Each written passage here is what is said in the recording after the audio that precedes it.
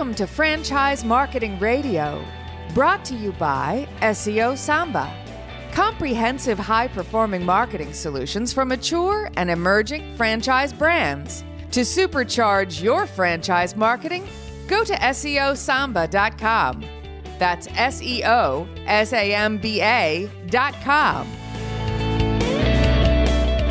Lee Cantor here, another episode of Franchise Marketing Radio, and this is going to be a good one. Today we have with us Steve Jackson with Hungry Howie's Pizza. Welcome, Steve. Hey, good morning. How are you today, Lee? Thanks for having me on. I am so excited to learn what you're up to. Tell us a little bit about Hungry Howie's. So you want me to back up and give you a little history on the company? Yes, Our first store was opened in a suburb of Detroit, Taylor, Michigan, by the founder of our company, Jim Hearn, in 1973. We've just crossed over 48 years.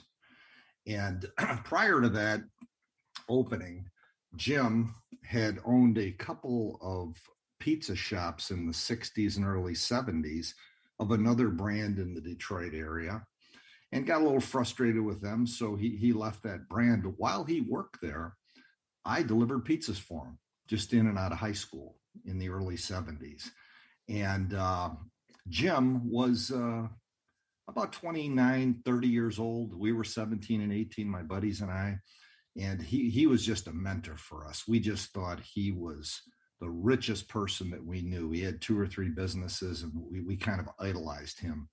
Well, he sold those pizza stores, and he had a little hamburger stand on Telegraph Road in Taylor. And in early 1973, decided to go back in the pizza business, and that's where it started. So now, was it built to be kind of a mom and pop pizza place, or was it built to franchise at the beginning? It was built as a mom and pop. This hamburger stand was called TikToks. There were about 20 of them around Detroit, the little white porcelain buildings, maybe similar to a White Castle, but there were a lot of these small little hamburger stands around the Detroit area. And Jim basically kicked out a couple of booths, bought a set of pizza ovens, did the best he could to change this into a pizza place, and flipped it over within a week. So it was just a new business for him. He had experience in the pizza business and thought that this would be a good opportunity for him. That's all it was, mom and pop pizza. So then when did the kind of pivot happen to saying, hey, you know what, there can be one of these anywhere, we can franchise this? Well, now you get into my history. Okay, I had worked for Jim in the early 70s. My goal when I got out of high school was to be a teacher. So I commuted to Eastern Michigan University, which was about 20, 25 miles away from where I grew up and where I worked for Jim locally. And I kept in touch with him. And my buddies and I used to go meet with him every other weekend or so. So I worked at Ford on the Line, building cars while I put myself through college. And what ended up happening in 1974, I made $15,000 working on the line at Ford, and starting salary for a first-year teacher was $8,400 a year at that time. So I met my wife when we were 16. We got married in 1975. I was approaching my senior year in college, and I was faced with the dilemma of, even if I was lucky enough to get a teaching job and get my degree, actually, if I was lucky enough to get my degree, teaching jobs weren't even available at that time. So then I had to face the fact that I would have to leave Ford, which at that time was a job for life, which I detested working in the factory, and take that significant amount of a cut in pay, and there were no jobs available. So as I continued to talk to Jim, we kind of came up with the idea, well, how about if I open Hungry Howie's #2 and you run that one? So I quit college going into my senior year. I quit Ford Motor Company and opened Hungry Howie's #2 in 1976. And that's the first 2 stores. Jim and I had the first 2 stores. Following that, in the 70s, we opened about a dozen locations with friends and relatives. Best man in my wedding partnered with a store. The maid of honor's husband in my wedding partnered with a store. A guy that I worked with at Ford quit and partnered with a store. Jim's brother opened a store. Got about a dozen stores going into the late 70s. doing okay. And keep in mind, we were in a very competitive marketplace. The first Hungry Howie's was open within 25 miles of the first Domino's Pizza and the first Little Caesars Pizza. Very competitive marketplace, but we were able to hold our own and be competitive. I was kind of the catalyst to push Jim to consider franchising. And the experience he had with that pizza chain years prior, he's like, I don't think I want to do that. Well, I pestered him enough where I finally got him to go to an attorney, and we began that process. And he basically said, we'll start this off, we'll franchise it. My goal is to move to Florida. So I'll oversee Florida. You take care of the rest of the country, and we'll see what we can do with this. And that's kind of how it started. That's how franchising began. We didn't award our first franchise until 1983. Now, what was kind of, when he was looking at franchising and he was kind of hesitant, what were his pros and cons about going through the process? Well, Jim was a real laid back, easygoing guy. And, he didn't like the enforcement part of it. The cons were when he was with that other small brand, the ownership was greedy and took advantage of people. And he just didn't like that experience. So he was fine running his couple businesses, and that was that. So I kind of pressed him into this idea, and he kind of decided to go along for the ride. Now, what was the origin of the name Hungry Howie's?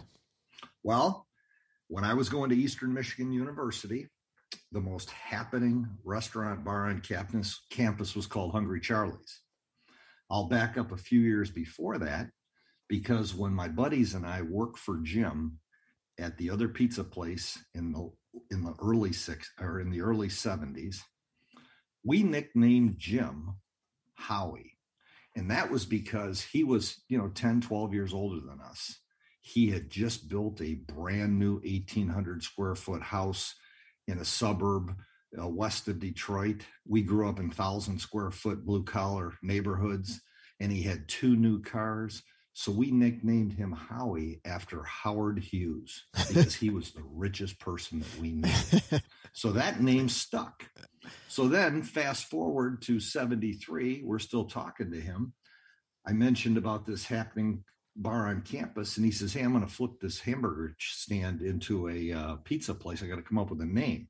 Well, I'm thinking Hungry Charlie's is a cool place. Howie's his nickname. There you go. Hungry Howie's. That's how it happened. So he was kind of flattered by that Howard Hughes. Yeah, I think he enjoyed that. Yeah, but Jim was just a plain guy that didn't get caught up in the hullabaloo of success or anything. He just was a hard worker and kind of a little bit of a Pied Piper to us guys. We really, he was a mentor to us. He was an idol to us. And we followed in his footsteps. Now, the first dozen or so folks that were friends and family, were those just managers of restaurants there, or those were their own stores? They were partners. They owned percentages of those stores. And then to make that shift to franchise wasn't that difficult?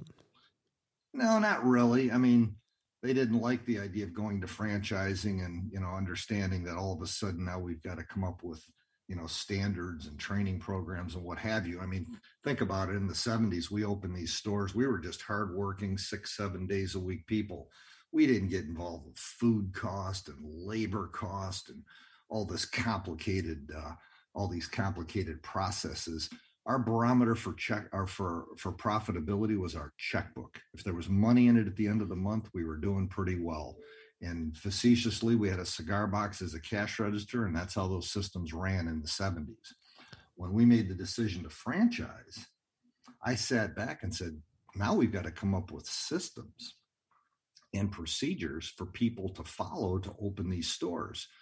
So we started working on a training program that was pretty simple at that time. And, we're still working on it. We've still never totally completed it because it's just a living, breathing part of our business that has just transitioned for 40 years. And that goes to the heart of your kind of initial wanting to be a teacher, right? Because the business of franchising is not necessarily the business of pizza making. Absolutely right. And, it's interesting. I'll share a tidbit with you. I had a big birthday back a number of years back, And my wife and my oldest daughter went to Eastern Michigan University Provost and pleaded the case that I should get an honorary degree for what my accomplishments were. And they looked into it. They did all the investigation, and I'm proud to say I was the first person to receive that honorary degree from that university. And when I accepted that award, that's exactly what I said, Leo, that I wanted to be a teacher, and I ended up being it anyways. Now, was the flavored crust part of the business always a part of Hungry Howie since the beginning, or did that develop over time? That developed in the first few years of the 80s. We sold a few franchises. We had, maybe 25, 30 stores open. And one franchisee in one of the suburbs of Detroit had played around with buttering the crust or putting sesame seeds on it. And, we met and we looked at the possibility of that being an interesting niche in the marketplace. And we tested it in a few stores.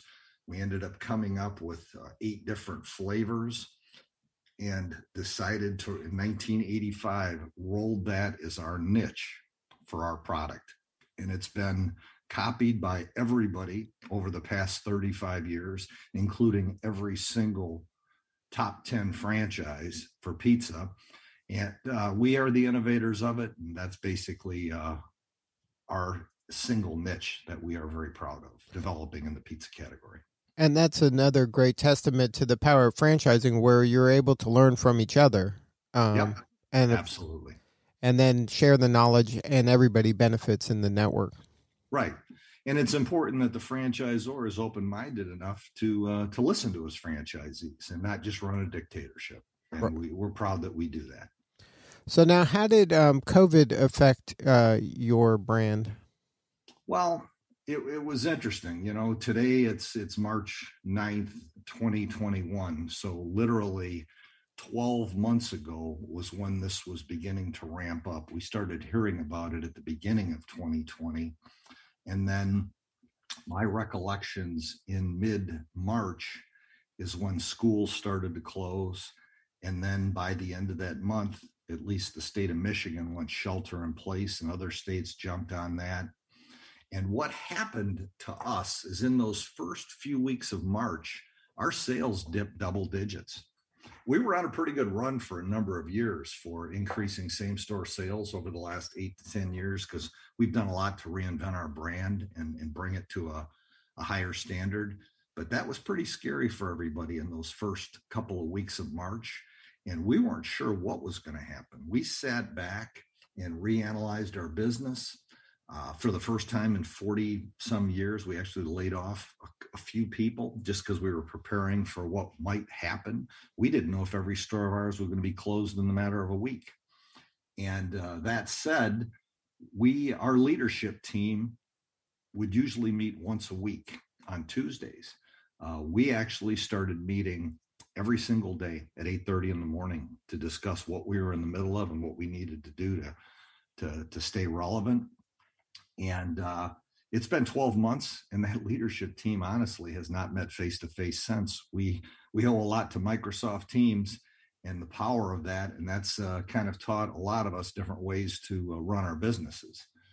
But what ended up happening is, as we got into those first 2-3 weeks of dips, we got into the first 10 days of April, and our business started climbing. And it climbed double-digit same-store sales. Now, the issues that were most challenging to us was staffing our stores, because we rely on a lot of 16 to 22-year-old people to run the back house and assemble the product and what have you. And those teenagers, mom looked at and said, with what we're dealing with, you're not working, you're staying home. So it really decimated the restaurant industry's help of that 16 to 22-year-old age group.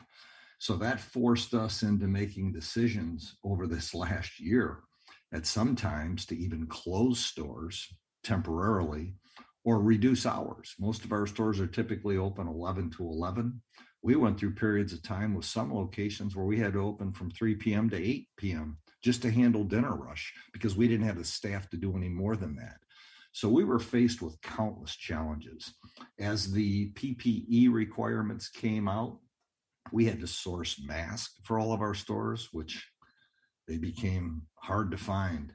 We had to source more gloves. We ended up, manufacturing a plexiglass shield for our counters for customer pickup. We had to put together the social distancing stickers for our lobbies.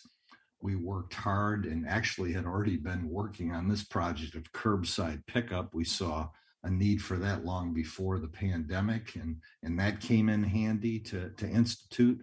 So we were faced with new challenges each and every week of trying to be relevant. And just thank God we were an essential business. In the second quarter, after that takeoff in April, our sales were 20+% over same store sales the year before. We exceeded 22, 23 in the third and the fourth quarter. We ended up just under 15% for the year for 2020. And the first two periods of this year, we are up 22% over last year's same store sales. And a lot of times you can see specific spikes in our business related to stimulus checks. When the people receive the checks, we're a great product. The pizza business has literally been the shining star of the restaurant category in the last 12 months. And we're just proud and thankful to be that. Now, is a Hungry Howie's, is that a dine-in experience typically, or is it primarily delivery? Pretty much carry out and delivery. Our typical store is about 1,400 square feet in an inline strip center. A few have drive-through. A couple of them have a couple of tables in the event somebody grabbed a sandwich and they just wanted to sit down. But it's very comparable to the top 3 or 4 carry-out delivery franchises in inline strip centers. So now, are you seeing that kind of the footprint of the store getting smaller and smaller because now more and more things are more curbside delivery? Well, our model percentages have changed somewhat. We typically run about 40% delivery, and we're still in that range even a year later. Also, for carry out, curbside became pretty big in the summer. I think as the vaccine continues to be given and the marketplaces start to open up, I'm not sure that it'll have the legs that it did last summer, but we will always try to make that effort because we think if the easier we can make our experience as frictionless as possible with our customers will be to all of our benefits. So we will continue to work towards curbside, but the carry-out delivery curbside percentages still remain pretty consistent. Now, do you do the delivery or do you use third-party delivery companies? We have always had our own delivery. The last 24 months with the buildup of third-party delivery, it's really drained the pool of drivers in this industry. I mean, if you think back not that many years ago, if you wanted some food delivered to your house, typically pizza was the first choice, maybe some Chinese, and then there was Jimmy John's. And there really weren't a lot of choices past that point. So we watched third party. We steered clear of third party. In the last 12 months, we kind of reevaluated that, and third party percentages and cost have changed over the last 2 or 3 years. We have done a test market with one of the companies where we pay a flat fee to take a product. And basically what happens is customers order from us, we notify that third-party company that we want them to take that one product, and we pay them a flat fee to do so. That's what we've done over the last year. And a percentage of our business is handled through that third party. So now how do you see kind of the industry, I guess the restaurant and QSR industry as a whole kind of evolving post-COVID? I think it's going to be a slow process as we sit right now, just looking at the state of Michigan, because that's where we started.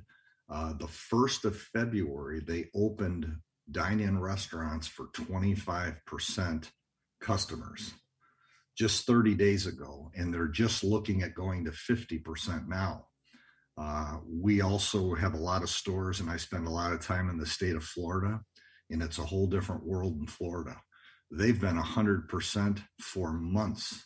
And if you go out to a restaurant and have been for the last 60 days, you'd never know there was anything going on.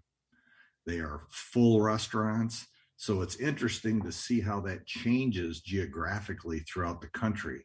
And I think based on governor decisions, it's going to affect that region specifically as this changes over the next 6 to 12 months. So now, from your standpoint of growing the franchisees, is this, I would imagine that there's some really good real estate deals around the country because of some of the folks that had a difficult time and couldn't make it through COVID. Are you seeing growth in the franchisees? It's a bit premature. One of the areas that we cut a year ago, March, was we backed off our development department just because we knew that there wouldn't be a lot of development over those ensuing months. And we've opened a handful of stores in 2020. We probably have 5 or 10 on the drawing board right now over the next 90 days. A lot of them are existing franchisees. But to your point of available real estate, that's what we have heard. And when you truly look at the tens of thousands, and I've heard the numbers exceeded 100,000 of restaurants that have closed nationally that will never reopen, your point of available real estate, is spot on.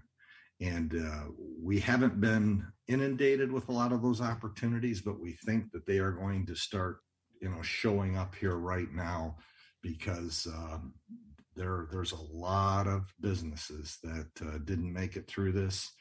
And, it's changed our lives in many different ways. So now what does the ideal franchisee look like to you nowadays? I'm sure it's changed since the initial 12 of friends and family. Well, typically it's always great to have a franchisee that's going to operate his business and be there at that business. But, we've kind of grown to the point to where, we have a lot of operators that started with one store, and a couple of them currently that started with one store have 60 now. So we have a lot of multi-unit operators, and we're at the point now where our most attractive franchisee would be to find current franchisees of other brands that have built an infrastructure in a particular market that would be open to add a brand in that market aside from the one they have. Maybe they're in the chicken business or they're in the sub business. Maybe they want to add a pizza franchise into that market that they already are established in. They have crews. They understand the pros and cons of the restaurant industry. And they're the target people that could, explode our growth over the next few years. And that's our ideal person right now. We still have the onesie twosies that come in and want to open 3 or 4 stores, and we're open to talking to them also. Now, are there certain markets you're targeting? Well, the lion's share of our stores, of the 550 stores that we have, 380 to 400 of them are in Michigan and Florida, and it's basically because Jim moved to Florida and I was in Michigan. We have expanded to 20 plus states, as far west as California, as far east as Delaware. The natural progression of growth for us for a long time and continues to be the I-75 corridor from Michigan to Florida and all the surrounding states. We have stores in Ohio, Tennessee, the Carolinas, Georgia. It's expanding that footprint through those areas, and also be open-minded to somebody that would have an interest in opening a number of locations in other areas. The decisions that come into that are supply chain and marketing. We have to make sure that we can meet the needs of those 2 areas, and then we'll look pretty much at any area. Well, congratulations on all the success. If somebody wants to learn more, have a more substantive conversation with you or somebody on your team, what's the best way to get a hold of you? Just go to our website, hungryhowies.com, and it can lead you through the franchising area and put you in touch with the right people at our corporate office. Well, Steve, thank you again for sharing your story today. It's an amazing story. And once again, congratulations on what you got going on. Thank you for listening to it, and thank you for letting us share it with your audience. All right, this is Lee Cantor. We'll see you all next time on Franchise Marketing Radio.